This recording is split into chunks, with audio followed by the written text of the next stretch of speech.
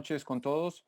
Bienvenidos al este webinar sobre análisis de fallas. En particular, el título que le hemos puesto es ¿por qué fallan los componentes?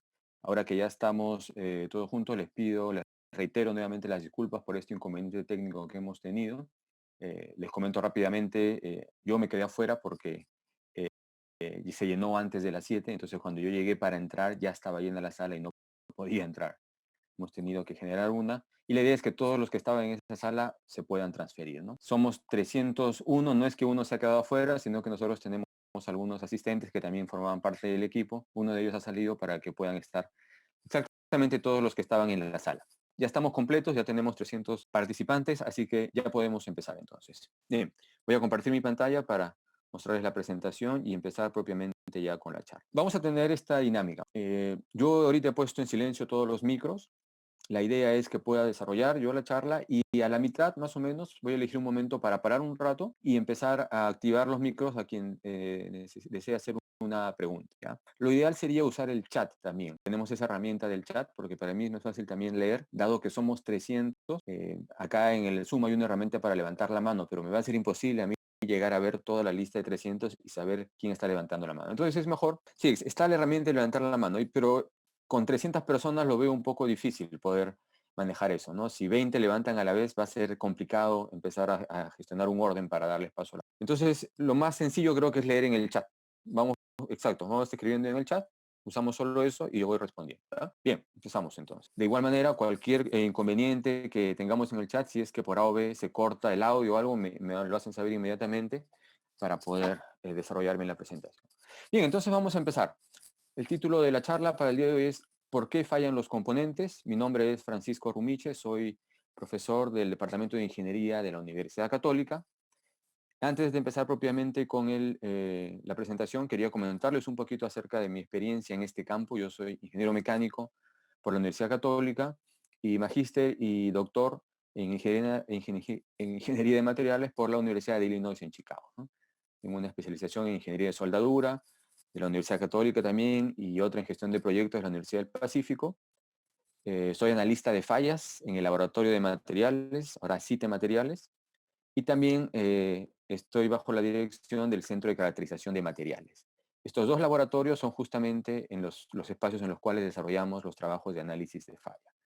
Además, soy miembro del Comité de Educación e Internacionalización de la Sociedad Internacional de Análisis de Falla, que es justamente el ente que regula, digamos, a nivel mundial este campo, y que es una de las sociedades que maneja la American Society of Materials, ¿no? Que es la sociedad, digamos, mundial de los materiales, ¿no? Bien, tengo ya más de 12 años de experiencia en este campo, desarrollando continuamente proyectos y servicios de análisis de falla con diferentes sectores. Vamos a conversar un poquito de esto. Y la charla del día de hoy está enfocada un poco a comentar acerca de cuáles son las causas de falla de diversos componentes, ¿no? Y vamos a empezar un poco presentando justamente algunos casos particulares que han sido bastante notorios, bastante comentados, debido a las consecuencias que han generado. Quiero empezar haciéndoles una pregunta con esta imagen que vemos a continuación. ¿La reconocen? Yo creo que todos reconocemos esta imagen. No ha pasado hace solo más de 4 meses de que ha ocurrido la tragedia que representa esta imagen. Efectivamente, es lo que ocurrió en Villa El Salvador el 23 de enero del 2020, de este año, que ya va dejando hasta el momento, fíjense, 74 personas muertas, 28 heridos de gravedad, toda una serie de pérdidas económicas y toda esta tragedia como resultado de una fuga de gas en la parte inferior del camión que se produjo cuando el mismo estaba pasando a través de un desnivel en una vía, ¿no? Se han hecho investigaciones, por un lado la policía, por otro lado Sinermin. Lo que están viendo en esta lámina es justamente el resultado de la investigación resumida que ha hecho Sinermin, en donde básicamente la causa de la falla se atribuye a una secuencia de eventos que ocurrieron. En primer lugar, el impacto de la parte inferior del camión con el desnivel en la vía, lo que generó el desprendimiento de una conexión a partir de la cual se empezó a generar la fuga de gas. Esto, sin embargo, se hubiera podido parar si es que la válvula general de cierre hubiera estado, en primer lugar, cerrada, o en segundo lugar, hubiera estado abierta, pero hubiera sido fácil cerrarla. Pero no se dieron ninguna de las dos situaciones, debido a que la válvula estaba abierta, pero además estaba bloqueada con un elemento metálico. Es por eso que en las imágenes que seguro todos han visto en la televisión, cuando el conductor baja para poder tratar de cerrar la válvula, le es imposible porque la válvula estaba bloqueada. Es decir, había una práctica negligente por parte de la empresa transportadora, los dueños de empresa transportadora de gas. ¿Sí? Esa es, digamos, la conclusión o la secuencia de eventos que generaron la tragedia, ¿no? Posteriormente a toda la fuga, bastó que se generara una chispa en algún lugar para propiciar la deflagración y luego toda la tragedia que todos conocemos. ¿Ya? Otro caso muy comentado a nivel mundial y que tiene que ver también con inflamaciones, explosiones, gas, petróleo, es el que ocurrió en los Estados Unidos hace unos años.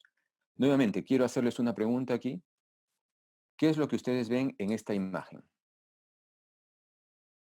Una superficie oxidada, una metalografía, o algunos dirán si es una imagen satelital. Efectivamente, es una imagen satelital. ¿Sí? Y lo que estamos viendo aquí en este color opaco no es otra cosa que toda la superficie cubierta con petróleo, parte del mar, que se ha contaminado de petróleo como resultado de una explosión de una plataforma petrolera en el Golfo de México. Fíjese, este ha sido considerado o es considerado hasta el día de hoy como el peor desastre ambiental ocurrido en los Estados Unidos. Una plataforma que explotó. ¿Sí? Se hicieron todas las investigaciones correspondientes para determinar cuáles fueron las causas. Esto ocurrió en el año 2010 en el Golfo de México, dejando como resultado 11 personas muertas y 17 heridos. ¿Mm? Como les dije, la idea de estas primeras láminas que estamos viendo es un poco ir viendo las consecuencias de todos los accidentes o tragedias que están relacionadas de alguna manera con fallas en componentes. Fíjese, este pozo estuvo botando 5 millones de barriles de petróleo en un periodo más o menos de 3 meses.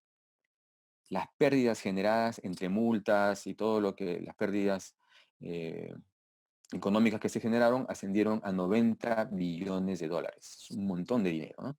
Pero lo peor fue, además de las muertes, por supuesto, toda la contaminación ambiental que se generó. Fíjense, 180.000 kilómetros cuadrados de mar en el Golfo de México afectados, llenos de petróleo, lo que dio como resultado lo que están viendo ustedes en estas imágenes, ¿no? Se vio notablemente afectada la fauna, la flora, todo el tema biológico, y por supuesto esto también repercutió en la economía de la región cercana al Golfo de México. ¿Cuál fue la causa? Bueno, este accidente no fue cualquier accidente en realidad. Incluso hay una película que se estrenó el año pasado, se llama Deepwater Horizon, que es el nombre justamente de la plataforma. Eh, Y por supuesto, se generó todo un tema nacional, ¿no? El presidente de los Estados Unidos en ese momento, Barack Obama, convocó a un equipo de científicos y técnicos para ayudar a establecer cuál había sido el problema y todo se consolidó en un reporte que tiene aproximadamente 300 páginas de extensión. Es un tremendo reporte en donde se explican todos los antecedentes de la falla, los hechos, cómo ocurrieron, y se llegan a determinar las causas y por supuesto se emiten recomendaciones para evitar que esto vuelva a ocurrir, ¿no? Y principalmente todo está centrado en los problemas que hubieron para contener la primera fuga que se generó de hidrocarburos en el fondo del pozo. Y uno de los factores que contribuyó mucho fue el relacionado con la calidad del cemento que se estaba utilizando. Esto es muy importante porque luego cuando veamos lo que hacemos nosotros en la universidad, tiene mucho que ver justamente con el análisis de materiales.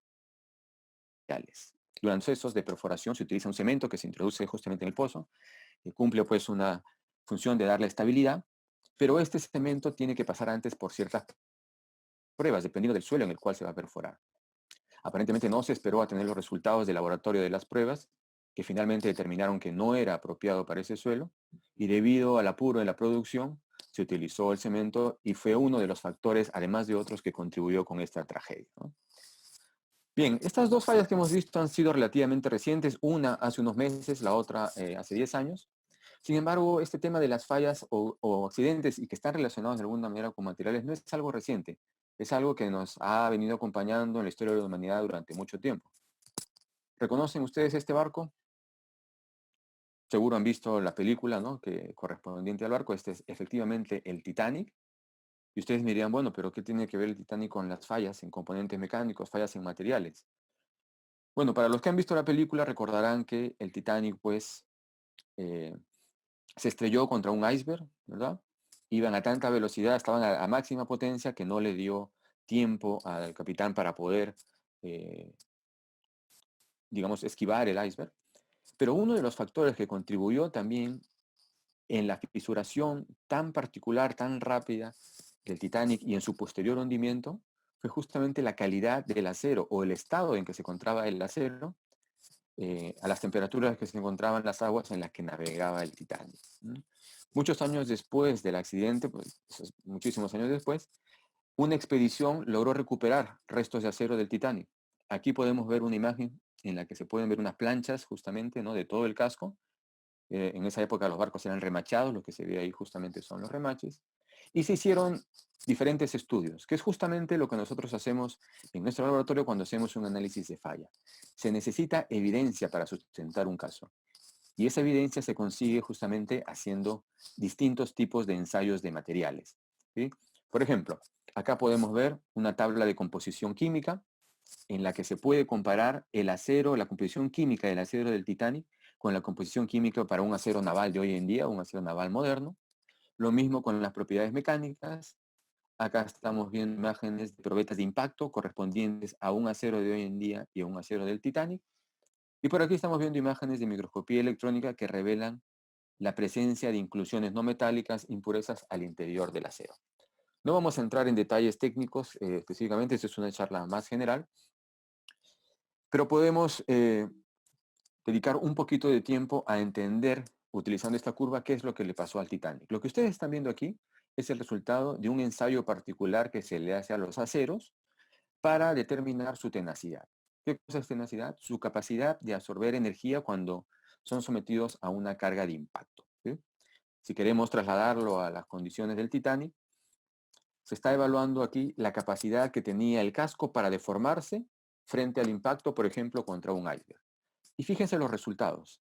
Las curvas que corresponden a un acero naval de hoy en día son las que están en la parte superior. El valor de energía que puede absorber ese acero es aproximadamente 340 joules. Es un valor bastante elevado, está bien para un acero de hoy en día. ¿Sí? Es el valor de energía que puede absorber un material cuando es sometido a una carga de impacto, el máximo valor. Pero fíjense qué pasa con el Titanic. ¿Cuánto era capaz de absorber en términos de energía el Titanic frente al impacto? Es decir, ¿cuánto iba a resistir el impacto? A altas temperaturas resiste más o menos 90 joules. Es el valor de energía absorbida que registra las planchas de acero del Titanic. Otro factor importante de considerar aquí es la temperatura a la cual se encontraba el agua en la cual navegaba el Titanic, ¿no? Era el Atlántico Norte, era invierno, esas aguas estaban más o menos a 1 grado centígrado. Un factor importante en los materiales, una propiedad importante que también se puede determinar a partir de este mismo ensayo, es lo que se conoce como la temperatura de transición. ¿Qué cosa es la temperatura de transición?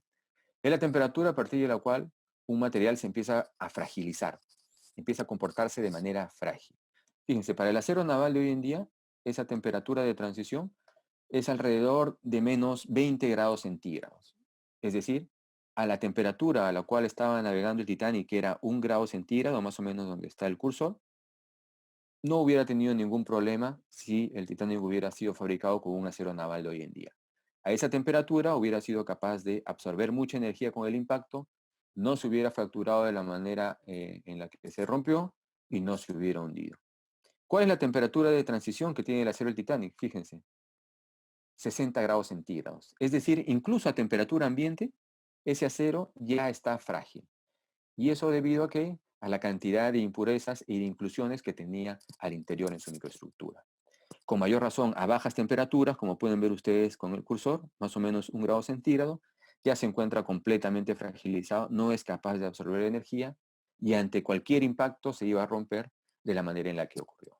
Entonces, esto nos muestra un poquito también cómo la parte de materiales tiene también un efecto importante, o tuvo un efecto importante en la tragedia del Titanic. Esta es una tragedia que ocurrió en el mar, pero también los accidentes ocurren en el aire. Esta fue justamente una pregunta de la trivia, algunos contestaron, y aquí yo les hago esta pregunta, ¿no? Para los que no llegaron a ver la trivia de Ingesol. ¿Esta imagen ustedes creen que es una imagen real o es pura ficción? Es es un avión, ¿no?, en el que se han desprendido 5,5 metros. Pueden ver ustedes allí a los pasajeros y efectivamente, como indican sus compañeros, es una imagen real. Esto es real, esto ocurrió. Imagínense ustedes que están viajando en un avión y de pronto en el aire se desprenden 5,5 metros del fuselaje. Esto ocurrió en Hawái, en un vuelo de Aloha Airlines, el vuelo 243, en el año de 1998. Pueden ver ustedes ahí el avión antes y después de la falla, ¿sí? Dejó como resultado una persona muerta. Lamentablemente fue justo la aeromoza que salió expulsada al momento que se produjo la primera fisura, 7 heridos de gravedad. Y fíjense, el problema aquí fue un tema de corrosión asistido por mecanismos de carga cíclica o fatiga en el fuselaje, ¿sí? En la trivia algunos habían puesto, la mayoría había puesto un problema de resistencia mecánica del material, pero no tiene que ver con la resistencia del aluminio, que es el material del fuselaje, sino por un problema de corrosión que luego vamos a ver en mayor detalle. Bien, esto ocurrió en 1998, pero fíjense, el año pasado, en el 2019 y a fines del 2018, ocurrieron dos accidentes con el nuevo modelo de Boeing, el Boeing 737 MAX 8. Este nuevo avión, que salió al mercado o ingresó, digamos, al sistema aeronáutico en el 2017, como pueden ver ustedes acá, tiene la particularidad de que tiene un nuevo sistema que asiste a los pilotos. Es un sistema automatizado de asistencia de navegación y que lo que hace básicamente es levanta la nariz del avión cuando el sensor correspondiente recibe una señal de que el avión está yendo hacia abajo, ¿no? O viceversa, si el avión está yendo hacia arriba, también hace lo mismo, baja la nariz con la finalidad de mantener estable el vuelo. Pero ese sensor, lo que las investigaciones han determinado posteriormente, es que estaba recibiendo una señal equivocada. Para el sensor, el avión estaba con la nariz levantada, pero en realidad no estaba con la nariz levantada. Entonces, ¿qué es lo que hacía este sistema automatizado de navegación? Bajaba automáticamente la nariz. Los pilotos tenían prácticamente que pelear, ¿no?, con este sistema automatizado. Ellos mandaban manualmente los comandos para no bajar la nariz, pero el sistema automatizado prevalecía y bajaba la nariz. Evidentemente, si baja mucho la nariz, lo que va a ocurrir es que el avión se va en picada. Como resultado, se tuvieron estos dos accidentes fatales. En uno murieron 189 personas, en Indonesia, y en Etiopía 157 personas. Aquí podemos ver las imágenes correspondientes al vuelo de Etiopía. Esto también nos da una idea de lo que implica hacer un análisis de falla cuando se tiene un accidente aeronáutico, ¿verdad? Es decir, hay que recopilar todos los restos. Una de las primeras tareas que se hace cuando ocurre una falla es recopilar información y hacer una inspección de todas las partes. Imagínense entonces lo complejo que es reconstruir prácticamente un avión que se ha estrellado para poder iniciar el análisis de falla, ¿no? Todos estos casos que hemos visto de manera bastante rápida, por cierto, nos han permitido ver las consecuencias que se pueden generar cuando ocurren este tipo de fallas. Pero no solo eso, si nos ponemos a pensar en cada uno de los casos que yo les he mostrado, vamos a darnos cuenta de que todas estas fallas, y en general las fallas, los desastres que ocurren en ingeniería, no ocurren de casualidad. No es que ocurren porque sí, o porque hubo mala suerte, o porque de pronto pues eh, simplemente fue una cuestión del azar. No, para nada. Estas fallas o accidentes, desastres de ingeniería, son el resultado de una secuencia de eventos, de hechos que van ocurriendo a lo largo de una línea de tiempo. Si somos capaces de parar uno de estos hechos, uno de estos eventos, seremos capaces, pues, de poder parar la progresión de la falla. Un ejemplo concreto, lo que ocurrió en Villa El Salvador. Se ve que el conductor trata de cerrar la válvula. Si esa válvula hubiera estado operando en condiciones normales, hubiera podido cerrarse la fuga de gas, hubiera podido restringirse la fuga de gas, hubiera sido menor el volumen, ¿no?, que se hubiera expandido en la calle, y de repente no se hubiera llegado a producir la deflagración. Entonces hubiéramos podido detener ahí la falla, ¿verdad? Entonces ahí vemos cómo parar uno de estos eventos que ocurren en esta secuencia puede llegar efectivamente a parar la falla, ¿ya? Bien, veo que están constantemente escribiendo en el chat. Déjenme ver, por favor. Eh, pues sí, si pueden dejar de escribir y luego podemos comentar. No sé si lo de Héctor es una pregunta o una afirmación, ¿sí? No sé si es una pregunta o una afirmación. ¿Estás preguntando si tiene que ver con el software o estás afirmando que la falla era con el software? Ya, ok. Sí, está todo involucrado, efectivamente. Efectivamente, es parte del sistema, es un sensor físico que va en la nariz, ¿no? Y eso va conectado a un software que justamente es lo que, eh, digamos, mueve, digamos, todo el sistema de movimiento del avión para inclinarlo hacia arriba o hacia abajo. Y, pero es todo el conjunto, es todo el conjunto.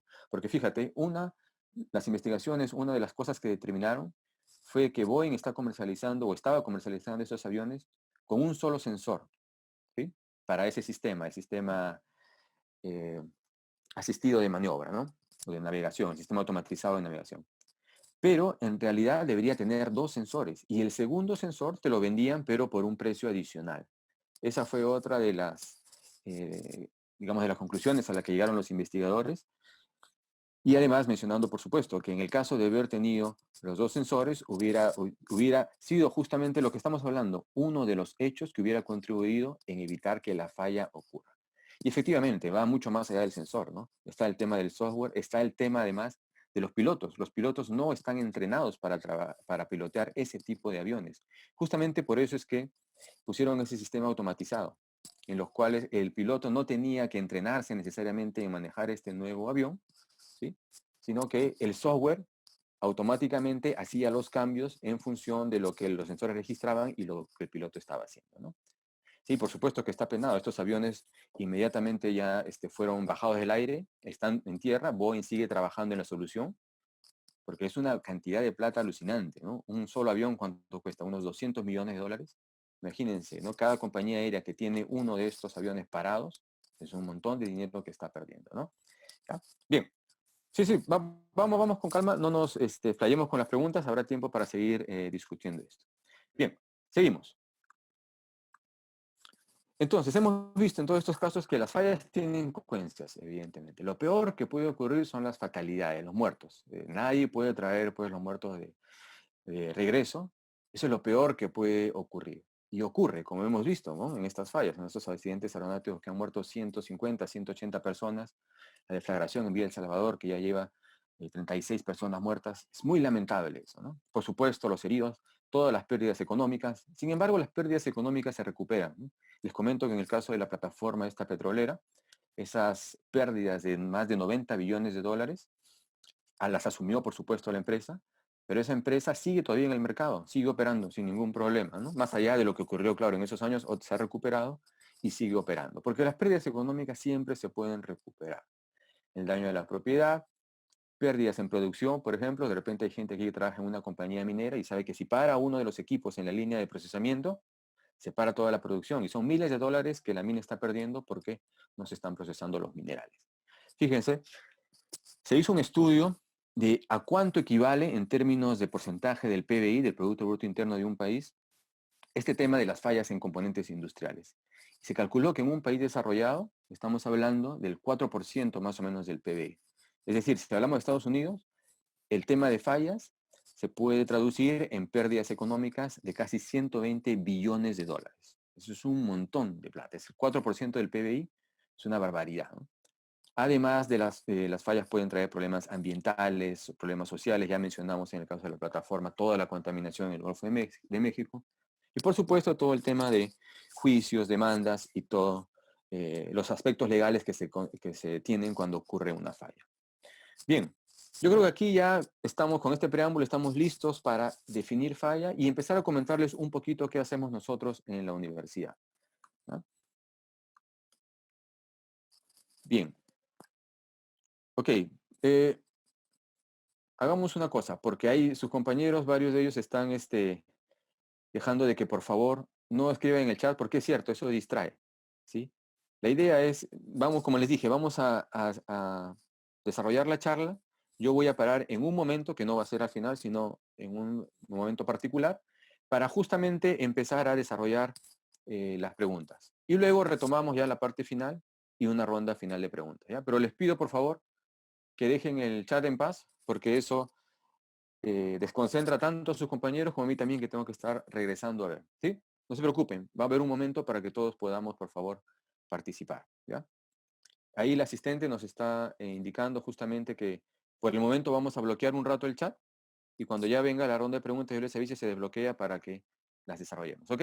Bien, seguimos entonces. Ok, ¿qué cosa es una falla? Fíjense, podemos definir lo que es una falla en un componente, en una máquina, en un sistema, como la incapacidad que tienen estos para funcionar adecuadamente, ¿sí? Sé que es una definición un poco amplia. Esto no involucra necesariamente fractura o rotura. No quiere decir que el componente tiene que romperse para recién considerar que es una falla. No. Por ejemplo, hablemos de un caso de un motor que tenga un eje con cierto desalineamiento. Esto va a traer ya recalentamientos en los rodamientos, ¿no? Baja eficiencia, quizá rozamiento también en el interior, fricción. Ya eso no está funcionando adecuadamente. El eje no se ha roto, el motor sigue operando, pero ya no opera de manera adecuada. Entonces ahí ya consideramos que tenemos una falla. ¿Y qué se hace cuando se tiene una falla? Evidentemente lo que ustedes han venido a escuchar el día de hoy, una investigación, un análisis para determinar la causa o las causas por las que ha fallado ese componente, máquina, equipo o sistema.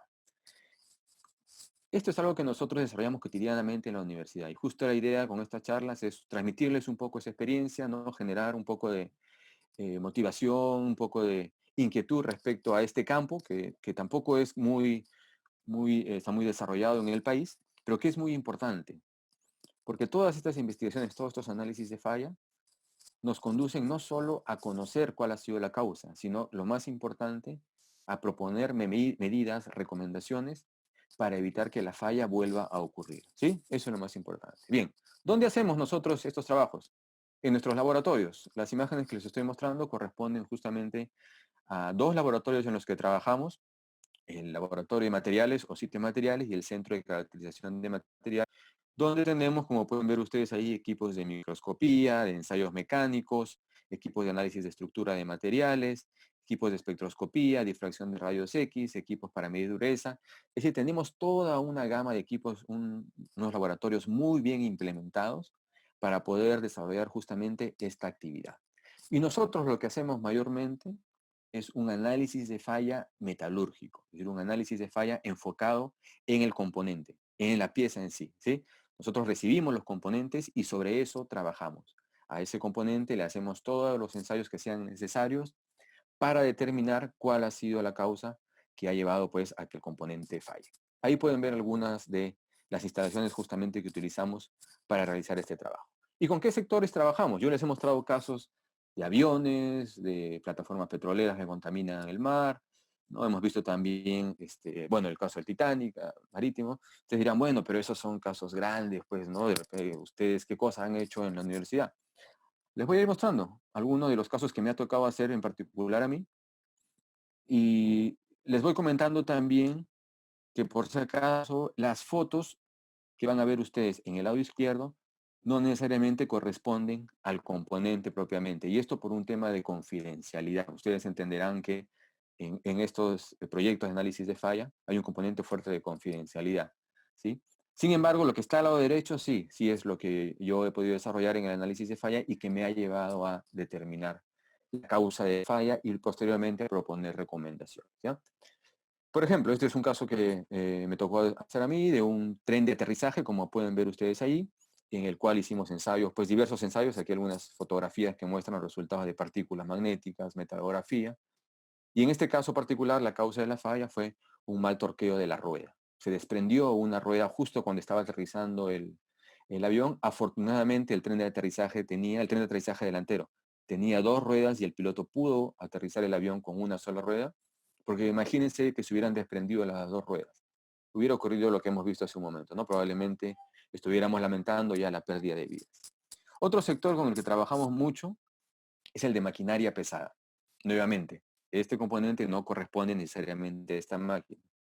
Temas de confidencialidad no me permiten a mí mostrar estrictamente cuál es la máquina, ni la marca, ni la compañía tampoco a la cual le hemos hecho este proyecto o servicio. Este es el caso de una zapata, por ejemplo, de una oruga, ¿sí? De esta pala, en donde la causa de falla se debió a un mal tratamiento térmico, ¿sí? Esto está fabricado con un acero al níquel cromo molibdeno, que justamente es ideal para esa aplicación, donde se necesita buena tenacidad, resistencia al desgaste, ¿sí? Y la manera en la que se fabrican es por fundición y posteriormente se le hace un tratamiento térmico. Pero si ese tratamiento térmico no se hace a las temperaturas adecuadas, considerando todos los parámetros que se deben considerar, tiempos de calentamiento, medio de enfriamiento, tiempo de revenido, que es un tratamiento para quitarle fragilidad, pueden ocurrir situaciones como esta. ¿Y cómo llegamos nosotros a determinar eso?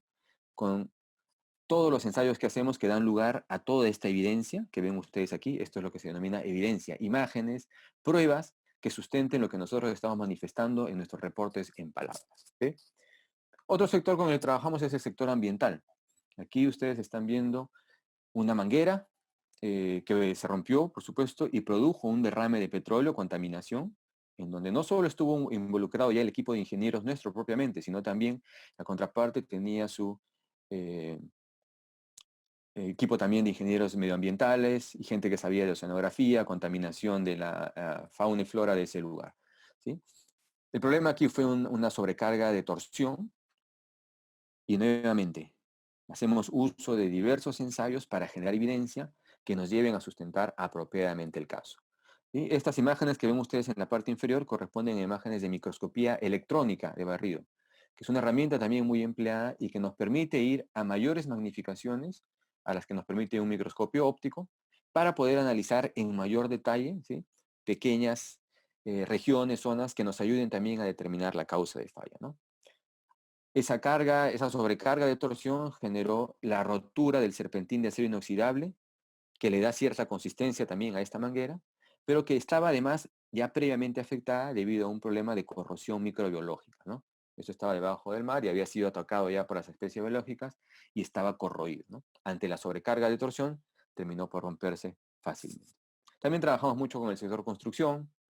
Por ejemplo, es típico en nuestro laboratorio hacer análisis de falla de cables. En este caso particular me tocó desarrollar un caso en el cual la rotura se había producido por un fenómeno de corrosión. Pueden ver ustedes ahí la oxidación en estas imágenes, ¿sí? Y también microscopía electrónica para ver en mayor detalle la zona de corrosión. Evidentemente, esto involucra tener esos equipos y esos equipos no son baratos, ¿sí? Además hay que tener también todo el conocimiento para poder operarlos y saber cómo obtener la información que uno está buscando. Es por eso que estas investigaciones de análisis de falla requieren justamente de tener estas herramientas, ¿sí? Por eso les decía en un primer momento, no es algo que se haga comúnmente en la industria nacional, porque necesitas tener una serie de equipos y en muchos casos equipos de envergadura bastante costosos, ¿no? También hicimos ensayos de tracción a los alambres que conforman este cable. Pueden ver ustedes ahí los valores de resistencia bastante elevados. Bien, también trabajamos con el sector energía. Por ejemplo, este es el caso de un álabe de una turbina de una central termoeléctrica que se fracturó justo más o menos en la zona de transición, en donde se coloca, ¿no?, el álabe en el rotor. Y podemos ahí observar marcas clásicas en la superficie de fractura que nos indican que ha ocurrido un mecanismo de fatiga. Una de las etapas que nosotros hacemos en los análisis de falla siempre es el análisis de las superficies de fractura. Esto es una superficie de fractura. El análisis de esa superficie nos da mucha información respecto a cuál ha sido el mecanismo. Y complementándose esto con los ensayos de metalografía, pruebas mecánicas, simulaciones que se puedan hacer también con software de ingeniería, puede uno llegar a determinar tranquilamente la causa de falla con evidencia sólida, mostrando los resultados que te permitan decir, mira, esto es lo que pasó. En este caso particular tuvimos un problema de fragilización por precipitación de carburos de cromo en los límites de grano. Este es un fenómeno en los aceros inoxidables que se llama sensibilización y que puede efectivamente disminuir las propiedades de un material, como ocurrió en este caso. El sector minería también es recurrente, ¿no? Nosotros ahí trabajamos bastante con todas las minas del país. Y aquí les estoy mostrando un caso de una viga, de una zaranda vibratoria, la viga en la cual se asientan los excitadores para generar justamente el movimiento de vibración. Y pueden ver ustedes ahí la fisura a lo largo de un cordón de soldadura que une una placa soporte del excitador con la estructura en sí de la viga, ¿no? Está por acá donde está el cursor. Esta imagen que ven ustedes acá corresponde a la zona central. Hicimos también pruebas de simulación con elementos finitos para ver las zonas de máximos esfuerzos y deformación, análisis de la superficie de fractura, que ya con eso tenemos mucha información que nos ayuda a resolver el caso, análisis de la microestructura, ensayos de dureza, todo el batallón de ensayos que se tienen que hacer para resolver el caso. Este fue un problema particular de un traslape de dos cordones de soldadura que generó un concentrador de tensiones que dio lugar justamente a la fisura que posteriormente generó la fractura de este componente. Un tema básicamente de fabricación, ¿no? Está prohibido traslapar dos cordones de soldadura y la gente que está en soldadura sabe que eso no se puede hacer, y menos aún cuando el componente va a estar sometido a carga dinámica. Bien, el sector alimentos también es un sector con el que trabajamos constantemente y en particular con el de envases metálicos, como vemos ahí. Este es uno de los tantos casos que hemos desarrollado. Y por ejemplo, ahí estamos viendo unas picaduras que se presentaron en unos envases metálicos y que obedecían a una mala aplicación de la capa de estaño sobre la lámina de acero, ¿no? Una hojalata es básicamente una lámina de acero a la cual se le aplica una capa de estaño. Pero si esa hojalata tiene impurezas antes de aplicarse la capa de estaño, cuando se le aplique la capa de estaño, esas impurezas van a dejar estas zonas sin estaño, que son estas pequeñas sombras que ven ustedes aquí. Evidentemente lo que tenemos ahí son puntos en los cuales tenemos acero y todo alrededor está cubierto con estaño. Ahí se genera lo que se conoce como una celda galvánica. Dos materiales diferentes que tienen diferente comportamiento a la corrosión, uno de ellos se va a corroer de manera preferente respecto al otro, ¿no? Y eso da lugar a estas picaduras que vemos luego a nivel macroscópico. El sector alimentos, minería, algunos de los sectores que les he mostrado quizás son sectores ya establecidos, es decir, donde se trabaja con tecnologías ya que tienen muchos años. Aún así siguen ocurriendo muchas fallas, pero también trabajamos con sectores en los cuales se está desarrollando nueva tecnología o que trabajan con tecnologías emergentes. Ok, creo que hasta este momento estamos listos para hacer una pequeña pausa para empezar a recepcionar preguntas antes de pasar a ver justamente lo que da título a la charla del día de hoy, ¿no? ¿Por qué fallan los componentes? Ya hemos podido ver ya algunos casos, ya hemos discutido algunas cosas, pero vamos a ordenarlas ahora justamente en estas causas que están aquí enumeradas, ¿sí? Y luego vamos a desarrollar un poquito de cada una para ya con eso ir cerrando la charla. Pero primero quería abrir ahorita el chat porque sé que están ahí ávidos con algunas preguntas, así que es el momento para darnos unos 5 minutos para leer esas preguntas y poder de esa manera empezar a responder preguntas. ¿Sí? A ver, Gloria, si me ayudas por favor con, bien, habilitar el chat para empezar a ver. Sí, vamos a ver. La parte del desprendimiento del fuselaje. Ya. Justo ese caso lo tengo más adelante. Eso lo vamos a ver después, no se preocupen. Si tienen ahorita algunas preguntas. A ver, ensayos o pruebas más recurrentes. Yo les voy a mencionar más bien los que nosotros hacemos siempre, ¿no? En un análisis de falla. ¿Qué involucra un análisis de falla? En primer lugar, recolectar toda la información que se pueda de la falla. Luego, inspección visual. In situ. Se rompió el componente antes de... Es como una escena del crimen, ¿verdad? No debes permitir que nadie toque la escena. Hay que hacer un registro fotográfico de todo, ¿sí? Y poder registrar todo lo que está no solo en el lugar de la falla, sino alrededor también. Y por supuesto, recoger información de cómo ocurrió, en qué momento, bajo qué circunstancias, etc. Y luego ya vienen los ensayos. A partir de ahí se seleccionan las muestras que se llevan al laboratorio y ahí ya trabajamos los temas de fractografía, ensayos de dureza, tracción, impacto, resistencia a la corrosión, resistencia a altas y bajas temperaturas, análisis de la microestructura, microscopía electrónica de barrido. Son toda una batería de ensayos que vamos seleccionándolos de acuerdo a cómo se va direccionando el caso, ¿ya?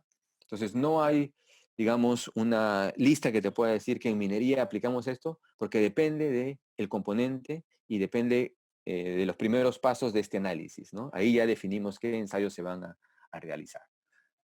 Seguimos. A ver, ¿de qué depende los elementos? ¿De qué depende? Elementos depende principalmente de la temperatura de transición, de la composición química.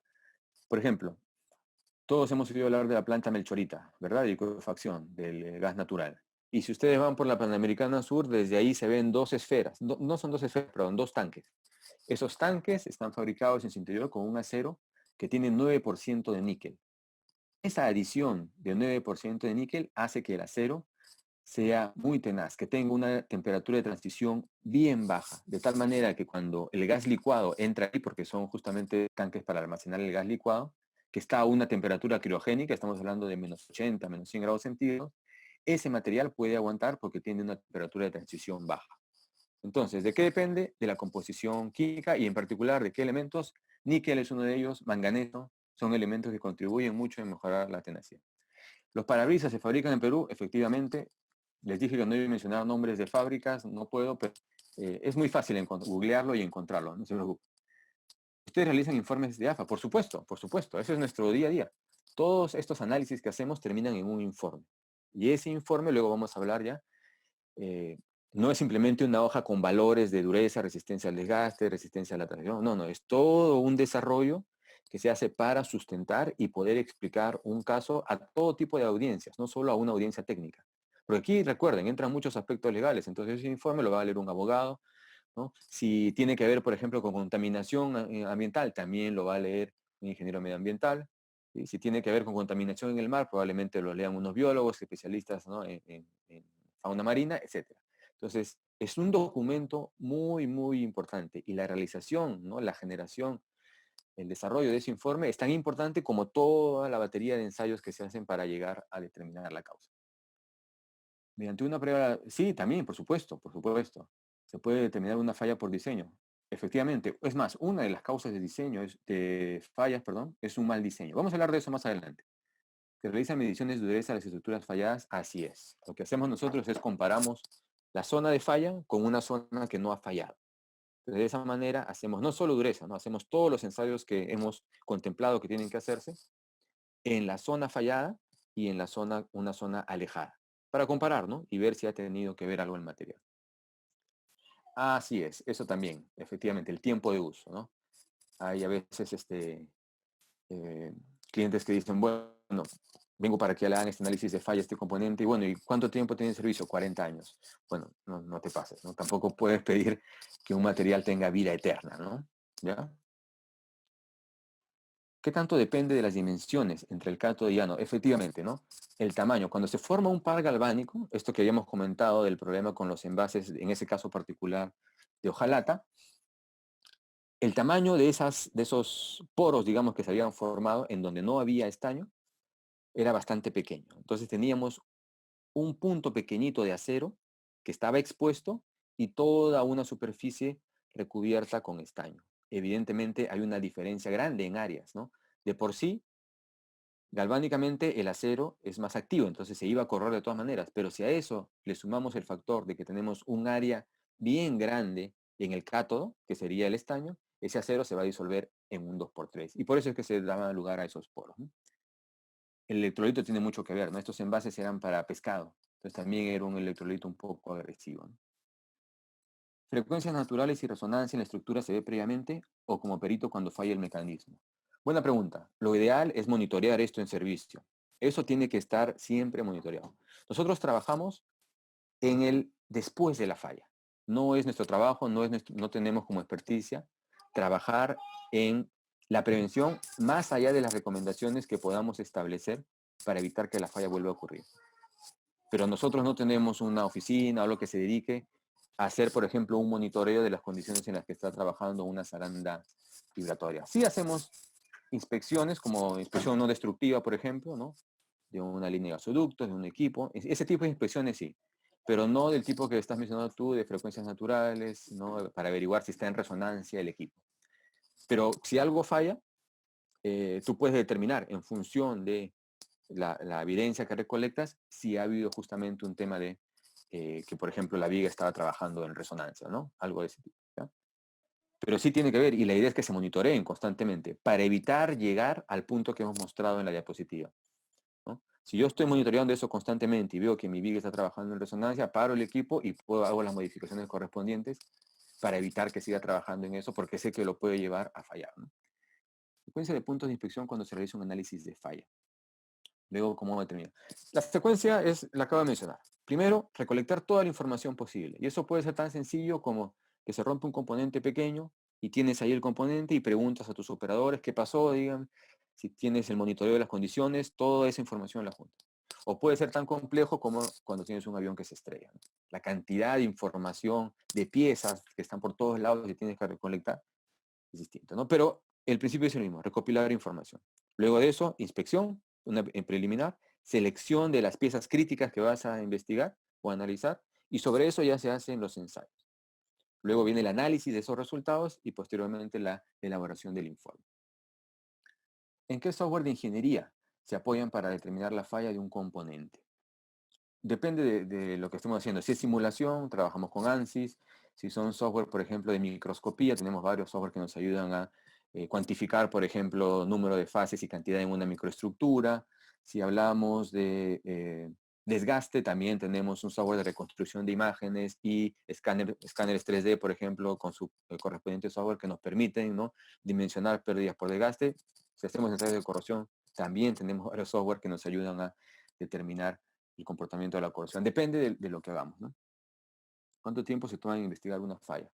Normalmente en el laboratorio nosotros nos tomamos 4 semanas. Ese es el tiempo estándar, digamos, ¿no? Que es un tiempo bastante ajustado en algunos casos, porque hay que hacer bastante investigación, no solo de los componentes, sino revisar literatura, revisar los fundamentos, mecanismos, todo, ¿no? Pero cualquier laboratorio en el mundo se demora mucho más, ¿no? Y los precios además también son bastante caros. Abacus para la simulación, sí, bueno, esos detalles ya de software no los vamos a discutir, sí tienen diferencias, ¿no? Como cualquier software, no es como los de Mac y los de Office, pero esos detalles no los tengo, no los conozco y tampoco es, digamos, parte de esta charla de discutir eso, ¿no? ¿Cómo se puede verificar un tratamiento ha sido efectivo? Buena pregunta. Afortunadamente, en los componentes que manejamos, ya se sabe cuáles son los requerimientos mecánicos, ¿no? Ingeniería diseña un componente tomando en consideración los esfuerzos a los que va a ser sometido, el estado de esfuerzos en el que va a trabajar. En función de eso, ingeniería te dice, este acero tiene que tener, vamos a decir algo, 35 Rowell C de dureza y tiene que tener una resistencia a la tenacidad de 100 joules a menos 40 grados centígrados. Perfecto. Lo que nosotros tenemos que hacer es, o digamos, los que hacen el tratamiento térmico, es diseñar su tratamiento, calentamiento, enfriamiento, temperatura de revenido, todo, para que llegue a esas condiciones. Y eso está establecido ya. Existen curvas para todos los aceros que te ayudan, o información para todos los aceros que te ayudan a diseñar este tratamiento térmico. Luego tiene que hacerse, alguien tiene que hacer ese tratamiento térmico. Ellos tienen que cumplir con ese diseño de tratamiento térmico. Y si el tratamiento no se ha hecho bien y se rompe la pieza, es muy sencillo para nosotros determinar que ha habido un mal tratamiento térmico. Medimos la dureza y si no era la que dice la especificación, el tratamiento estuvo mal. Hacemos ensayos de tenacidad y si no es la tenacidad que debería tener, entonces no ha llegado a la temperatura de revenido apropiada. ¿Eh? Análisis de falla por ruptura o daño en baterías, no se fabrican acá las baterías para empezar esos autos, ¿no? Acá solo se fabrican los parabrisas y nosotros trabajamos con esa compañía respecto a las baterías. El tema de las baterías, pero ya no hablando de los automóviles, en este caso eléctricos, que además son unas baterías especiales, ¿no? Todo una batería de baterías, por decirlo de alguna manera, un conjunto de baterías que van en la parte inferior, toda una tecnología también desarrollada para ellas. Pero si hablamos, por ejemplo, de baterías de celulares o de laptops, hay una línea especial que se llama análisis de falla de componentes electrónicos, ¿sí? En donde se ven justamente todos esos temas, ¿no? Bien, tenemos ya demasiadas preguntas. No nos vamos a acabar nunca. Déjenme continuar y luego regreso a las preguntas. Ya no se preocupen, vamos a tratar de responderlas todas, pero vamos a avanzar para terminar con esto y regresamos. Ya, continuamos.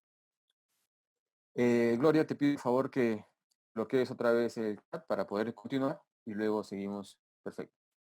Ok, entonces, habíamos dicho que vamos a continuar ya con las causas comunes de falla. ¿Qué es lo más común? ¿Por qué fallan los componentes? Una de las preguntas fue si los componentes pueden fallar por algún tipo de error en el diseño. Sí, efectivamente, un diseño inapropiado es una causa común de falla.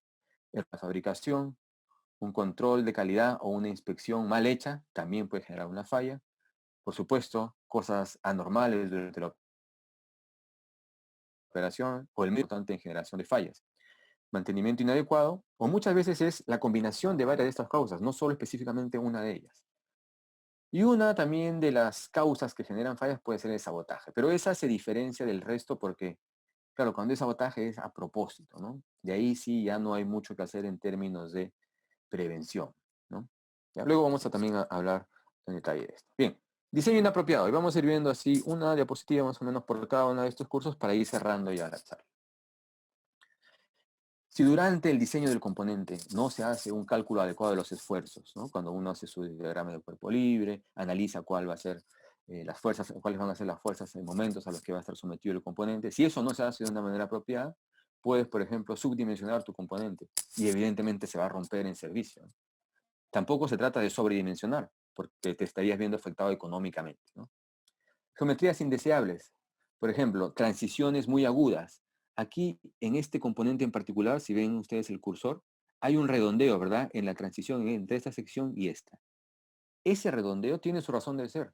Eso ayuda a que no se generen concentradores de tensiones.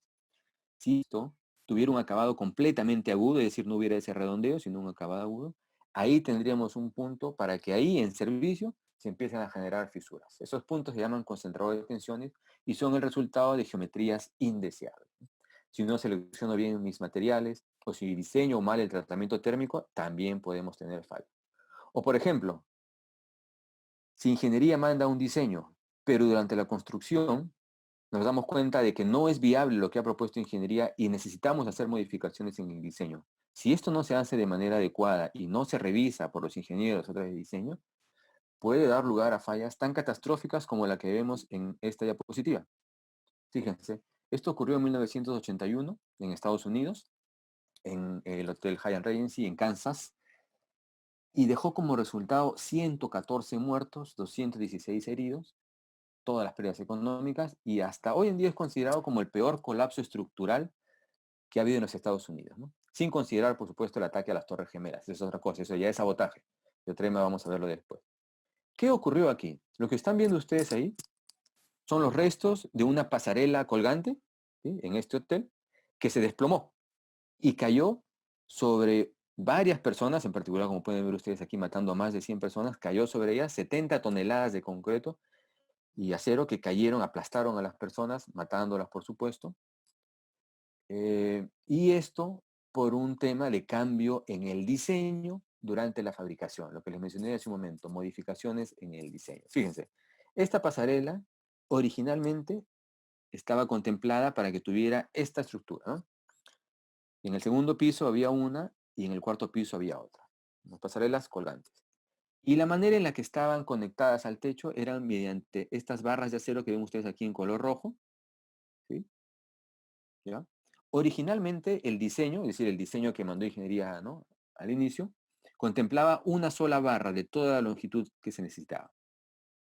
Pero claro, cuando estuvieron fabricando, se dieron cuenta que no era posible conseguir esas barras, ni mucho menos hacerlas roscadas, porque se iban pues a deteriorar, ¿no? Y no se podía hacer una barra roscada de tal longitud.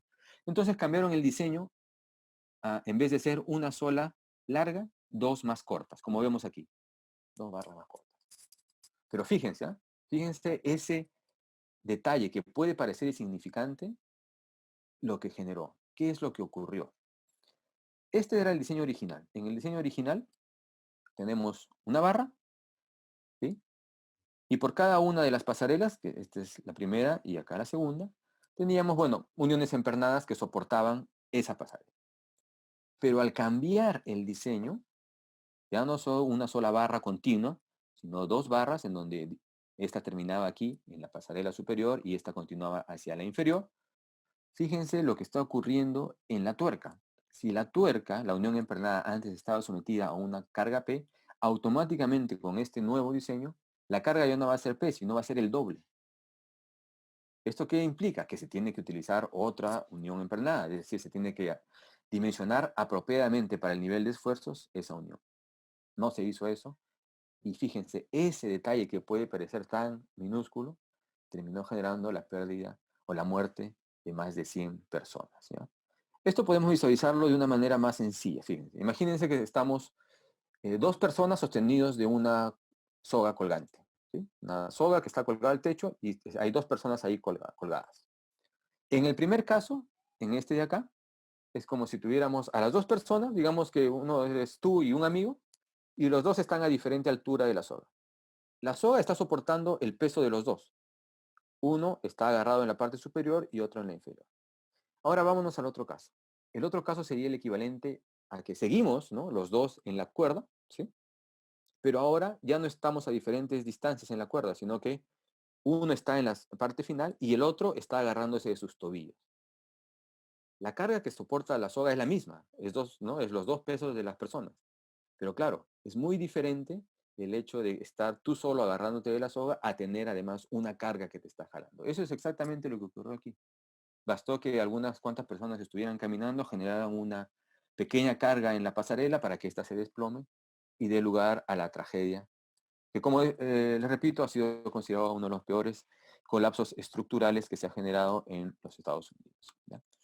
Errores en fabricación, materiales que no están de acuerdo a la especificación, defectos, por ejemplo, si hablamos de componentes forjados, fundidos, soldadura, por eso es que también seguro hay mucha gente aquí de soldadura.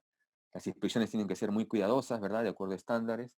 Durante el proceso de fabricación en sí hay que seleccionar el proceso de manera adecuada, el material de aporte, cumplir con los procedimientos, procesos de maquinado deficientes o tratamientos térmicos inadecuados también, ¿no? Ese es un tema que nosotros vemos también con relativa frecuencia en el laboratorio, ¿no? Un mal tratamiento térmico da como resultado la fractura de componentes. Ensambles inadecuados también.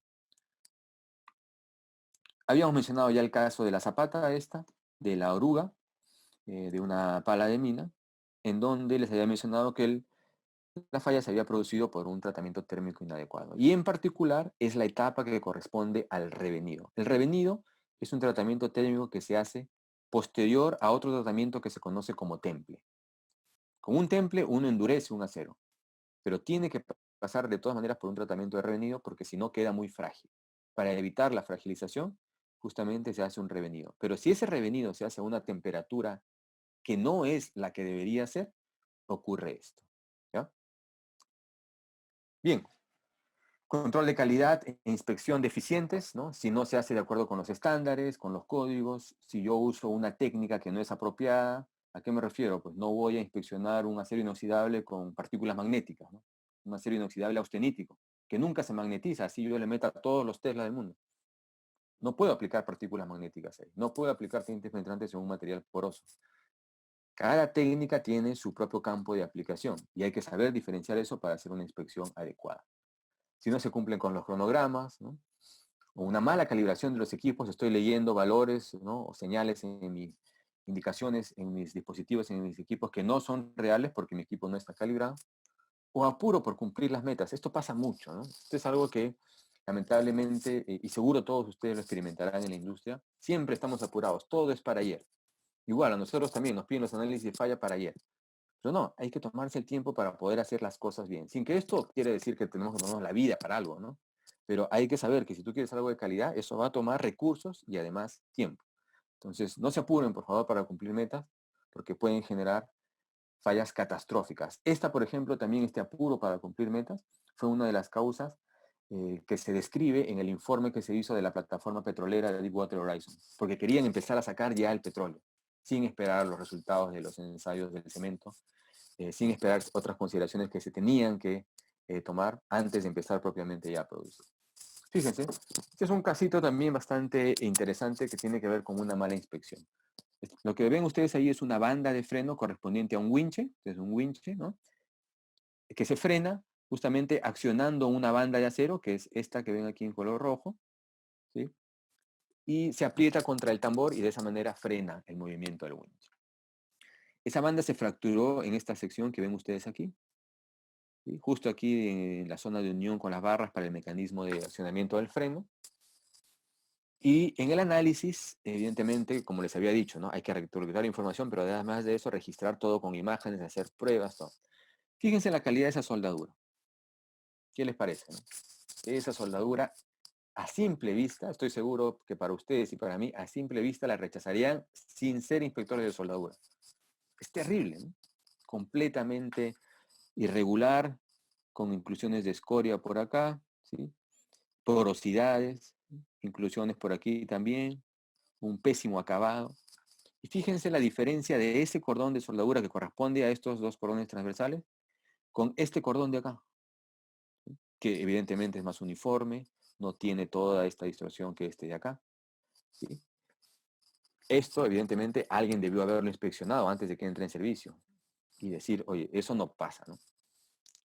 Quita ese cordón y vayamos a hacer uno nuevo, ¿no? ¿Ya? Una reparación. ¿Okay? Una inspección deficiente dio como resultado la rotura de esa banda y, por supuesto, la pérdida, ¿no? De la carga o lo que estuviera trabajando, lo que estuviera elevándose con este winch. Condiciones de operación anormales. Esta es otra causa también de fallas. A veces los operadores, pues, un poco también a veces presionados, ¿no? Por, este, digamos, sus superiores para que avancen, para que produzcan, y le meten más carga de la que deberían también a los equipos, ¿no? O temas, por ejemplo, de una inadecuada lubricación, ¿no? Sobrecargas en los componentes, operadores que no están bien entrenados, certificados, ¿no? Unos incrementos de temperatura o niveles de esfuerzo o vibraciones. Vibraciones también es un tema que genera bastantes fallas, ¿sí? Y las vibraciones se pueden mitigar. Uno puede hacer un análisis, ya que justo preguntaban y les había dicho, ¿no? Es ideal mantener un monitoreo de las condiciones de trabajo, por ejemplo, en esa zaranda vibratoria, ¿no? Ver a qué frecuencia se está operando, si es que hay posibilidades de que entre en resonancia o no. Si tenemos equipos que generan vibraciones, hacer un estudio, ¿no? Del nivel de las vibraciones y de cómo también poder evitarlas, mitigarlas, ¿no? Eso se puede hacer con sistemas de amortiguamiento, ¿no? Con ciertos ajustes. Todo eso se puede cambiar para evitar que ocurran fallas. Les pongo este ejemplo. Este es un caso también que me tocó hacer de un cilindro, de un vástago, de un cilindro de inclinación, de un tractor de oruga. ¿No? Nuevamente, no es este el tractor, no es este el cilindro, temas de confidencialidad no nos permiten poner ni la marca ni el equipo en sí propiamente, ¿no? Pero es algo similar. Y se fracturó, como pueden ver ustedes aquí, de manera perpendicular casi al eje del vástago. ¿Sí? Si son cuidadosos al mirar, pueden darse cuenta que aquí hay unas líneas paralelas. ¿Ven estas marcas paralelas? Que también se ven aquí, unas marcas paralelas. Este acero se le hicieron todos los ensayos que se hacen para un análisis de falla. La microestructura era apropiada, la composición química también, es un acero 1050 con 0.5 de carbono, ideal para esta aplicación. Tiene una capa de cromo que estaba muy bien aplicada también, pero el problema no fue ni el material, ni el diseño, ¿no? Ni una deficiente inspección o entendimiento, sino una mala operación. El operador había estado moviendo una roca de 2 toneladas, ¿sí? Utilizando el borde de la pala, el borde de la cuchara, como queramos llamar. ¿Sí? Eso no se puede hacer, pues, porque lo que genera eso son esfuerzos de flexión en los vástagos. Y estos vástagos no están diseñados para trabajar a flexión, están diseñados para trabajar a tracción. ¿Ya? Eso lo sabe un operador experimentado o un operador que haya sido capacitado, entrenado adecuadamente. ¿Sí? Y no se debe hacer. Entonces ven cómo también una mala operación que no tiene nada que ver con el material en sí puede dar lugar a esas fallas. Vamos terminando ya con efectos del ambiente y ahí nos referimos específicamente a corrosión, ¿no? Es lo que más también vemos de fallas relacionadas con temas del ambiente, que puede ser una corrosión por el medio en el cual está el componente, una corrosión química, y que también se puede ver asistida por esfuerzos. ¿A qué nos referimos? Corrosión bajo tensión, por ejemplo. Tenemos corrosión y además esfuerzos de tensión. Corrosión fatiga. Tenemos un ambiente corrosivo, pero además tenemos esfuerzos cíclicos que generan fatiga. Eso se llama corrosión fatiga. Otros mecanismos de falla debido al ambiente, desgaste, por ejemplo, desgaste abrasivo, desgaste erosivo, o exposición por un largo tiempo a altas temperaturas, genera creep, que es un mecanismo también de degradación en materiales que puede generar fallas. Y aquí vamos a ver el caso justamente del vuelo de Aloha Airlines. Habían preguntado también ahí en el chat. Acá vemos cómo quedó el avión después que aterrizó, ¿no? Esto pudo haber sido una tragedia completa. Imagínense ustedes, ¿no? Para el piloto, la responsabilidad, tuvo que aplicar toda su experiencia para poder aterrizar un avión que tenía ya un hueco ahí, ¿no? Ustedes saben que los aviones pues están presurizados, entonces que se te despresurice en el aire te cambia completamente las condiciones aerodinámicas, tu patrón de vuelo. Menos mal que el piloto experimentado pudo aterrizar el avión. Lamentablemente murió una persona que fue la aeromoza porque esto se desprendió cuando el avión todavía estaba despegando, todos estaban con cinturones de seguridad y la hermosa justo era la última persona que estaba yendo ya a sentarse para ponerse el cinturón, salió expulsada por la primera fisura. Bien, los aviones son remachados, ¿verdad? Para el fuselaje se utilizan láminas de aluminio, aleación de aluminio, que se unen utilizando un adhesivo polimérico, acá vemos, como vemos en este esquema, y luego se unen con remaches a toda la estructura del avión. ¿Qué ocurrió? Las investigaciones determinaron que ese adhesivo no era el adecuado. Entonces no había generado una unión hermética, no había generado hermeticidad entre las dos placas de aluminio que conformaban el fuselaje, pero que eran parte del fuselaje. Eso que da lugar cuando no hay hermeticidad con sellos, da lugar a lo que se conoce como resquicios, que son pequeños espacios en donde si tú tienes un medio corrosivo, ahí va a incrementarse la agresividad del medio y va a dar lugar justamente a temas de corrosión localizada, ¿no? ¿De dónde viene la corrosión? Recordarán que este avión es de Aloha Airlines, operaba en Hawái. Alta temperatura, ambiente marino, sal, ¿no? Cloruros. Ese es un ambiente altamente corrosivo. Entonces, se generaron estos resquicios y en particular se generaron justamente en los agujeros de los remaches.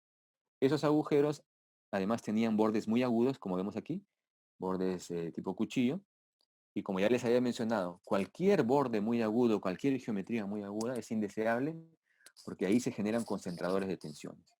Entonces, en esos concentradores de tensiones se empezaron a generar microfisuras. Debido a la corrosión, empezaron a crecer propiamente también asistidos por la corrosión, y como el avión es como si estuviera respirando, porque está siendo sometido constantemente a ciclos de presurización y despresurización, lo que terminamos teniendo ahí es carga cíclica. Eso genera fatiga, y fue el responsable de la fractura del fuselaje y el desprendimiento de 5.5 metros en pleno vuelo y la muerte de esa persona. La fatiga es un mecanismo que genera fisuras que van creciendo lentamente. Aquí lo vemos esquemáticamente, ¿no? En un primer momento nuclean ahí en esos concentradores de tensiones. Además, es un resquicio, es un ambiente altamente corrosivo. Empiezan a crecer las fisuritas. Conforme van pasando los ciclos de presurización y despresurización, es decir, los ciclos de vuelo del avión, van creciendo por un mecanismo de fatiga mecánica. Bastó que en algún momento crezcan lo suficiente para que coalescan, se unan unas con otras y generen justamente el desprendimiento del fuselaje. Otra causa es mantenimiento inadecuado. Ya estamos ya en las últimas 4 diapositivas, vamos ya terminando. Cuando estamos, por ejemplo, reemplazando componentes, ¿no? Y eh, tomamos un componente que es igualito en geometría, pero que está hecho de otro material. Eso no podemos hacerlo, pues, ¿no? Por algo los componentes no solo tienen planos que indican la geometría, dimensiones, tolerancias, etcétera, sino también ahí está indicado el material, de qué material debe ser y en qué condiciones o qué propiedades esperan de ese material. Eso es muy importante tomarlo en cuenta. Reparaciones o reconstrucciones mal hechas, ¿no? Sobre todo, por ejemplo, reconstrucciones con soldadura. Justo les estoy mostrando ahí una toma de la reconstrucción de una cuchara. Es típico también en las compañías mineras reconstruir justamente las palas que se van desgastando, ¿no? Por abrasión. Herramientas inapropiadas, cambios en los planes de mantenimiento, ¿no? No se hacen de acuerdo a al cronograma de mantenimiento, sino vamos a dejarlo que siga operando un tiempo más y luego hacemos el mantenimiento. No, eso también puede generar fallas. O un monitoreo deficiente de las condiciones. Habíamos mencionado hace un momento, ¿no? Es ideal que se monitoree, por ejemplo, las condiciones de operación de esa saranda vibratoria. Pero ese monitoreo tiene que hacerse bien, además, ¿no? No se trata de simplemente, pongo un equipo que dice que monitorea vibraciones, pero no, tiene que haber un operador que sepa cómo se ajustan los parámetros de la máquina, que interprete qué es lo que está leyendo, cómo interpreta la información que le está botando el equipo. Todo eso es parte de un monitoreo eficiente y eficaz, ¿no? Por ejemplo, aquí les muestro otro componente también relacionado con la industria de maquinaria pesada minera, otra zapata. No se fracturó ya por tratamiento térmico, sino se fracturó en la zona de una de las orejas que sirve justamente como punto de unión con otra zapata u otro eslabón para conformar la oruga. Es decir, aquí viene otra zapata y se une con estos pines que ven aquí en rojo a la siguiente y así sucesivamente para formar la oruga. Se rompió ahí, se rompió esa oreja. Trajeron al laboratorio, hicimos el análisis Interesante porque al cliente se le había manifestado que esta zapata era nueva y que nunca había pasado por ningún proceso de reparación o reconstrucción. Pero cuando hicimos el análisis de la zona de fractura, se hizo ahí lo que se conoce como una macrografía, un pulido para determinar, para analizar bien la zona cercana a la zona de fractura. Fíjense lo que se reveló. Esto que ven ustedes aquí son cordones de soldadura. Es decir, esta zapata había sido reconstruida por soldadura, pero se la habían vendido como nueva. Eso también nos lleva a reconocer un punto, una lección. Igualito que como pueden hacer los doctores con una autopsia determinar por qué murió tal persona, nosotros también somos capaces de hacer lo mismo. Luego de hacer todos estos ensayos, podemos decirte exactamente de qué murió el componente. Y fíjense, ahí se ve claramente la soldadura. ¿Sí? Entonces, con esta prueba, con esta evidencia, ya no le pueden decir al cliente que esa zapata era nueva, porque se ve claramente que ha sido reconstruida por soldadura. ¿Ya? Bien, y la última causa que habíamos mencionado, que era sabotaje, en donde, como les dije, ahí sí no podemos, pues, prevenir, ¿no? A nivel industrial, salvo que para eso están los sistemas de inteligencia, por ejemplo, ¿no? Cuando ocurrió esto de la tragedia en los Estados Unidos, de las Torres Gemelas, es otro nivel ya, ¿no? Sin embargo, tengo que comentarles que también sí hemos visto casos nosotros de vandalismo, ¿no? No sé si ustedes recuerdan hace un tiempo que hubieron algunas roturas en el oleoducto norperuano. Algunas de ellas sí, por supuesto, debido ya a la antigüedad del oleoducto, pero otras relacionadas justamente a temas de vandalismo. Se veía claramente cómo había, analizando justamente, ¿no? Con todos los ensayos, pruebas, microscopía, se veía claramente el patrón de una hoja de sierra para generar una fisura y posterior derrame de petróleo por ahí. Entonces, nuevamente, se puede determinar exactamente cuál es la causa de falla cuando se hace un apropiado estudio, una apropiada investigación, un correcto análisis de falla. Bien, cerramos entonces diciendo que la finalidad de un análisis de falla, es decir, el objetivo final, la meta a la que queremos llegar es contribuir en evitar que la falla vuelva a ocurrir. De nada sirve que hagamos toda nuestra super investigación y que determinemos las causas si no somos capaces de emitir recomendaciones y que además sean técnica y económicamente viables, ¿no? Para evitar que la falla vuelva a ocurrir. Ese es el principal objetivo de los analistas de falla y en nuestro informe, al final, además de la conclusión y de mencionar la causa, también se emiten una serie de recomendaciones para evitar que la falla vuelva a ocurrir. ¿Ya? Y voy a terminar con una reflexión para todos nosotros, que evidentemente fallar es parte inherente de nuestras vidas y los componentes fallan y van a seguir fallando, ¿no? Es más, en algunos casos es bueno más bien que fallen para, siempre y cuando no generen pues tragedias, ¿no? Ni mucho menos muertes, justamente para a partir de ahí empezar a tomar acciones correctivas que nos lleven a tener pues procesos industriales mucho más eficientes, más seguros, ¿no? Pero también fallar forma parte de nuestras vidas. ¿Quién no ha metido la pata alguna vez, no? Todos hemos cometido errores. Pero a partir de esos errores es justamente que debemos aprender, utilizar más bien esas fallas para impulsarnos, para empoderarnos, ¿sí? Mejorar nuestra propia vida, en particular nuestra vida profesional, por ejemplo, nuestra vida personal, en este momento que estamos encerrados en casa. Hay que aprovechar todos los momentos de fracaso para luego convertirlos más bien en escalones que nos lleven pues a alcanzar el éxito. Y les quiero mostrar nada más el caso particular de un científico, además de el tema de análisis de falla. Yo trabajé mi doctorado en nanomateriales y todavía trabajo algunos temas relacionados con nanomateriales. Y me llamó mucho la atención lo que ocurrió con este científico de la Universidad de Manchester, André Geim, que en el año 2000, fíjense, él ganó, o bueno, no es que ganó, sino le otorgaron, o le asignaron un premio que se llama el Ig Nobel. ¿Qué cosa es el Ig Nobel? Es algo así como lo contrario a los premios Nobel, ¿no? Son premios que se otorgan a las investigaciones que no han tenido ningún impacto, ¿no? Y que más bien han generado, porque así lo dice el premio, risa en la comunidad científica, ¿no? Entonces, este científico en el 2000 se hizo acreedor a ese premio y pueden ver ustedes, es toda una sátira de la ceremonia, pueden ver ustedes ahí, ¿no? Los profesores con sus sombreros, ¿no? La niña entregando. Y se lo entregaron por un experimento en el que él había hecho levitar una rana viva. había suspendido en el aire utilizando unos magnetos, todo, digamos, un experimento sin ningún tipo de fin, sin ninguna aplicación.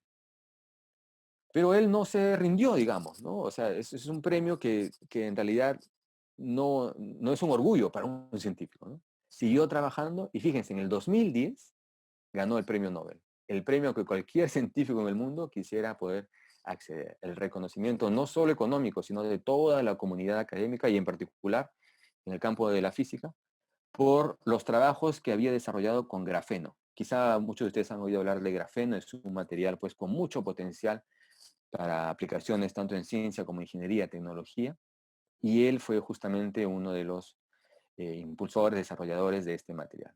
Y por sus trabajos se ganó en el 2010 el premio Nobel. Entonces, es un ejemplo, ¿no?, de persistencia, de resiliencia, de no rendirte, de a pesar que te salieron malas cosas y en algún momento hasta pudiste ser la burla, ¿no?, o incluso verte humillado, superándote, superando todos esos problemas, los fracasos, puedes llegar, como él en este caso, a lo más alto en tu campo. ¿Ya? Entonces, con eso quiero terminar esa reflexión final y creo que ya podemos pasar a las preguntas. Muchas gracias. Vamos a tomarnos un tiempito para las preguntas y luego creo que va a haber una pequeña conversación acerca de algo que yo les recomiendo mucho en realidad, ¿no? Esta charla se está dando dentro del marco de un programa que nosotros tenemos, que es justamente a distancia, ¿no? Es un programa virtual y por ende se presta mucho para la coyuntura en la que estamos. Es un curso justamente de análisis de falla, en donde les enseñamos a hacer esto que yo les he mostrado de manera bastante reducida, ¿ya? Eso creo que viene después. Vamos a responder algunas preguntas, les voy a pedir paciencia, por favor, porque como comprenderán, es imposible atender todas las preguntas que han surgido, ¿ya? Bien, voy a intentaré responder entonces alguna de ellas. eh, ha llegado a hacer análisis de fallas de materiales expuestos a radiación. No, ni tampoco lo haríamos, te confieso, ¿no? Si algo ha estado expuesto a radiación, si personalmente no me dicen, mira, esto está expuesto a radiación, necesito que le hagas un análisis de falla, yo rechazaría el caso porque es muy peligroso trabajar con radiación, es demasiado peligroso. Justamente, ¿no? El peor accidente industrial que ha ocurrido en la historia de la humanidad, o sea, de todo el mundo, ha sido la explosión de los reactores de Chernobyl. Y Chernobyl hasta el día de hoy sigue emitiendo radiación. Nadie se acerca ahí, están incluso, se ha fabricado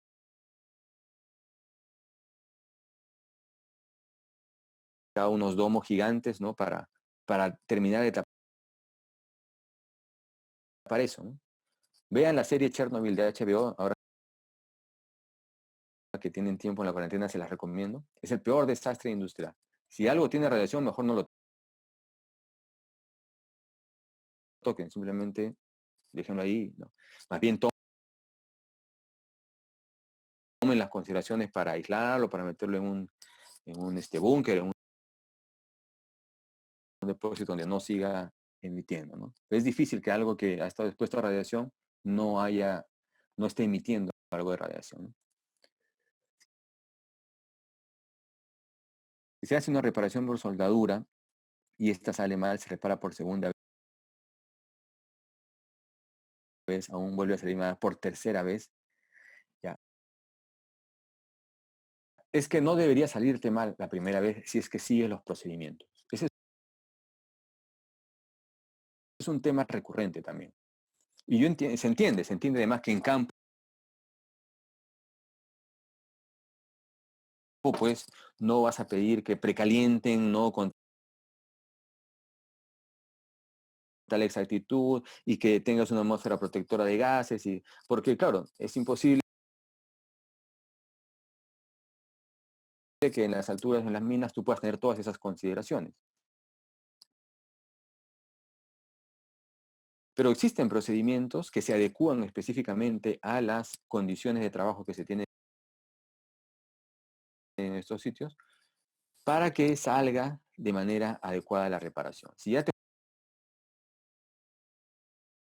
fuiste a una tercera es porque no estás haciendo las cosas bien desde el primer momento, ¿no?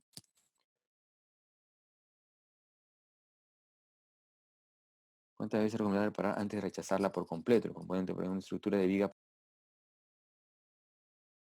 para puente vehicular. No, ahí no es que hay un número de reparaciones y si sigue saliendo mal las rechazas. No, como te digo, desde la primera debería salirte bien si es que lo que hay que hacer ahí más bien es analizar desde antes. ¿A qué me refiero? Ver la composición química de los materiales, seleccionar adecuadamente los materiales de aporte, hacer todo un análisis. Si tienes gente que sepa de ingeniería de soldadura, inspectores de soldadura, con ellos se construye el procedimiento para que no tengas por qué estar pues en estas idas y vueltas, ¿no? Que trabaja en campo, que tratamiento, para tratamiento térmico, ¿qué herramienta sería apropiada tener? Ya, un tratamiento térmico tú necesitas calentar el material y luego enfriar, ¿sí? Entonces necesitas un horno. Y ese horno puede funcionar con electricidad, un horno con un quemador, un horno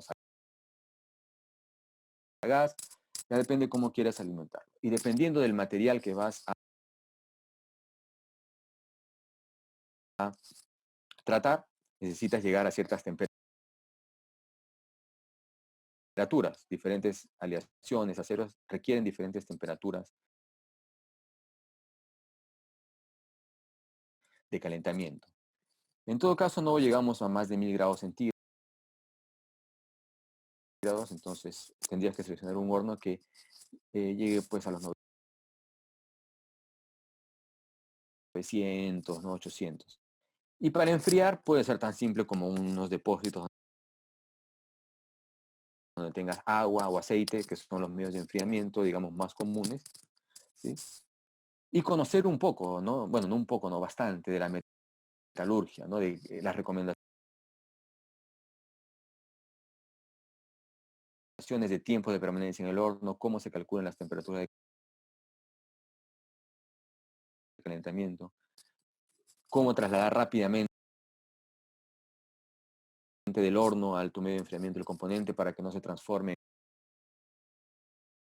en fases de baja resistencia, etcétera, ¿no?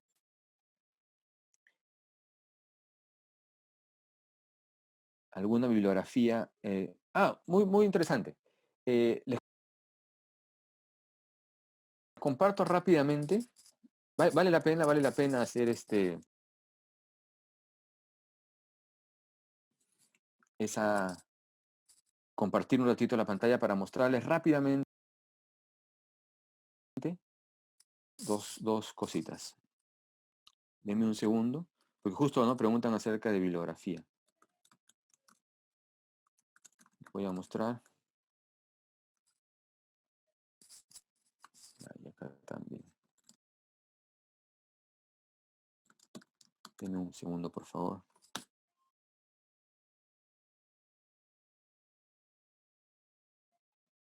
Ya, acá, por ejemplo. Ok.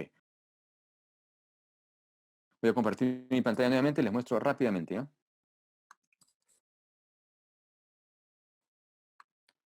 Hay dos revistas especializadas en donde van a encontrar ustedes un montón de casos de análisis de falla, ¿sí? Todo esto que yo les he mostrado de manera concisa, ¿no? Les he comentado algunos casitos con una diapositiva. Acá esto está lleno de artículos, ¿sí? Y cada uno de esos artículos es un caso. Y van a encontrar de todo.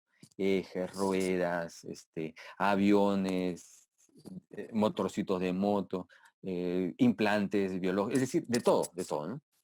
Fíjense, esta es una de ellas. Engineering Failure Analysis, ¿no? O análisis de falla en ingeniería. Y estas revistas lo que contienen son artículos como estos, fíjense. Análisis de falla y modelo de simulación de la corrosión por pinhole en tuberías de una refinería de petróleo, ¿no? Análisis de falla del sistema hidráulico de poder en una turbina de viento, ¿sí? Son solo algunos, acá hay todo está lleno de artículos. Esta es una de ellas, Engineering Failure Analysis. Otra es Case Studies in Engineering Failure Analysis, ¿sí? Aquí, por ejemplo, estoy presentando un artículo que presentamos eh, unos analistas justamente, ¿no? De la universidad, del laboratorio de la universidad, profesores, en donde, como les decía, lo que se reporta es este tipo de información. Todo el caso. superficie de fractura, análisis de fractografía, resultados de las pruebas de composición química, resistencia mecánica, metalografía, ensayos no destructivos, ¿sí? Toda la información. Microscopía electrónica y finalmente las conclusiones. Entonces, estas revistas están llenas de eso. Y hay una más que es el Journal of Failure Analysis and Prevention. Googleen nomás, googleen Journal, Failure Analysis y les van a salir los tres. Y ahí están llenas de casos. Cuando yo les mencionaba que se necesita generar evidencia para sustentar un caso, esa evidencia no solo viene de los ensayos, ¿no? Sino también viene de aquí, de este tipo de información. Ustedes pueden mencionar en su informe, tal como lo reporta, ¿no?, el investigador de tal laboratorio de análisis de falla, este tipo de falla es común cuando se tienen estas situaciones y hacen referencia a la publicación. Pero claro, no van a hacer referencia pues a Wikipedia o el rincondelvago.com o monografías.com, tienen que ser referencias serias, ¿no? Estas son revistas que son revisadas por expertos mundiales en el campo del análisis de falla y que por ende traen información confiable y consistente, ¿ya? Bien, me quedo muy satisfecho, pero a la vez también me hubiera gustado de que todos los que se quedaron afuera hubieran podido también compartir esto, ¿no? Me despido. Muchas gracias entonces por su atención, por participar en este foro. Los dejo con el doctor José Sakijama, quien les va a dirigir unas últimas palabras. Voy a cambiar la pantalla a él. Muchas gracias.